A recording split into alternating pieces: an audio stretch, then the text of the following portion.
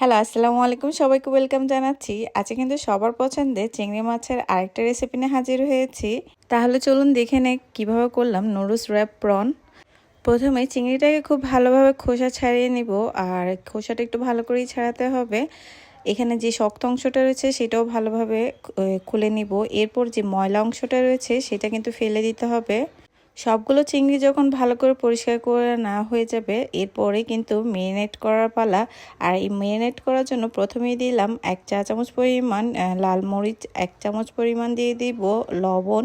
আর লবণটা কিন্তু স্বাদ মতোই দিতে হবে। এরপর দিয়ে দিব মিক্স মশলার গুঁড়া 1 চা চামচ, আর দিয়ে দিব হাফ চামচ পরিমাণ আদা, হাফ চামচ পরিমাণ দিয়ে দিব রসুন, আর দিয়ে দিব 1 চামচ পরিমাণ সয়া সস। এবার সব কিছু খুব ভালোভাবে একসাথে মিক্স করে নিব। এরপরে অ্যাড করে দিব কেটে রাখা চিংড়িগুলো। এবার এগুলো খুব ভালোভাবে মশলার সাথে মিক্স করে নিব।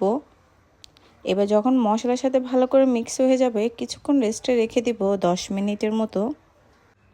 আর এর মাঝখানে করে নেব নুডলস সিদ্ধ। আর এখানে কিন্তু স্টিক নুডলসটা নিয়েছি, কারণ স্টিক নুডলসটাই নিতে হবে। এবার খুব ভালোভাবে সিদ্ধ করে নিব। সিদ্ধ হয়ে গেলে এভাবে উঠিয়ে নেব আস্তে আস্তে। এবার কিছু টুথপিক নিয়ে নিব, আর এই টুথপিকগুলোই একটা একটা করে এই চিংড়ির সাথে দিয়ে দিব। আর এটাই কিন্তু স্টিকের মতো ধরে রাখবে বা স্টিকের মতো করে রাখবে চিংড়িগুলো।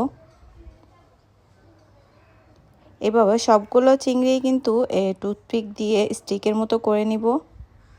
এবার কর্নফ্লাওয়ারে সবগুলো চিংড়ি সুন্দর মতো কোট করে নিব। একে একে সবগুলোই কোটিং করে নেব ভালো করে।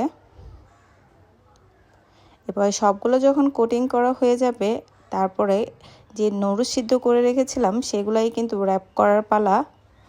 আর এই র‍্যাপটা কিন্তু একটু কেয়ারফুলি করতে হবে।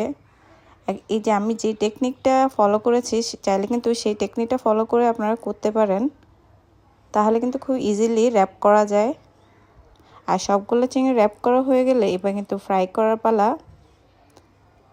ফ্রাই প্যানে তেল গরম হয়ে গেলে এবার একে একে করে সবগুলো চিংড়ি দিয়ে দিব।